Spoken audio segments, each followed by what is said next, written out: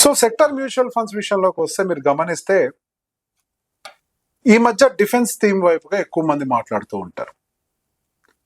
ఈ మధ్య ఆంఫీ డేటాలో కూడా మీరు గమనిస్తే సెక్టార్ బేస్డ్ అలోకేషన్స్ మ్యూచువల్ ఫండ్స్ లోకి ఫ్లోస్ అనేవి బాగా పెరుగుతున్నాయని చెప్పేసి మాట్లాడుతుంది ఆంఫీ కూడా.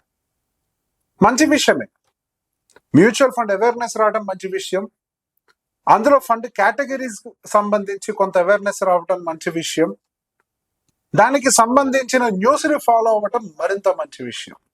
కానీ ఇక్కడ మనకు అర్థం కావాల్సిన ఒక విషయం ఏంటి అని అంటే, మీరు ఇన్వెస్ట్మెంట్ పెట్టే ముందు మీరు చేసింది రీసెర్చ్ కాదు, మీరు చూసింది కేవలం ఇన్ఫర్మేషన్ మాత్రమే అని. రీసెర్చ్ వేరు, ఇన్ఫర్మేషన్ వేరు. ఈ రెండింటికి మధ్యలో ఉండే వ్యత్యాసం ఏంటో చెప్తాను. ఇన్ఫర్మేషన్ అని ఎందుకు అంటున్నాను అని అంటే, మీరు అనుకునేది so called research. Last 3 year performance చూసాం, అద్భుతంగా ఉందంటారు, స్టార్ రేటింగ్స్ ఉన్నాయని అంటారు. లాస్ట్ 3 years పర్ఫార్మెన్స్ బాగుంది అని అంటే దాంట్లో ఉండే సారం అంతా అయిపోయిందని ఒక రకమైన అర్థం. పర్టికులర్ గా సెక్టర్ అండ్ థిమాటిక్ విషయంలో మాట్లాడుతున్నా అంటే టూ మచ్ ఆఫ్ రిటర్న్స్ ఇచ్చేసిందని. స్టార్ రేటింగ్ అని అంటే అది ఒకళ్ళ ఒపీనియన్, దాన్ని రీసెర్చ్ అని అంటారా, ఇన్ఫర్మేషన్ అని అంటారా? పాస్ట్ హిస్టరీని చూడటం, స్టార్ రేటింగ్ చూడటం. రీసెర్చ్ అంటే ఏంటి?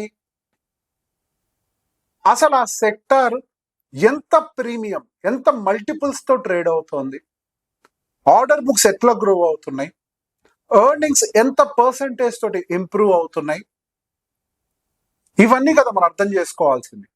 At the same time macro economical activity ఎటు మూవ్ అవుతోంది, ఇంట్రెస్ట్ రేట్ హైక్ పీరియడ్ లో ఉన్నామా, ఇంట్రెస్ట్ రేట్ కట్ పీరియడ్ లో ఉన్నామా, గవర్నమెంట్ పాలసీస్ క్యాపెక్స్ ను పెంచుతున్నాయా, క్యాపెక్స్ ను తగ్గిస్తున్నాయా, ఇవన్నీ అర్థమవుతాయి కదా ఏ సెక్టార్ లోకి వెళ్ళాలో మనం నిర్ణయించుకునేది.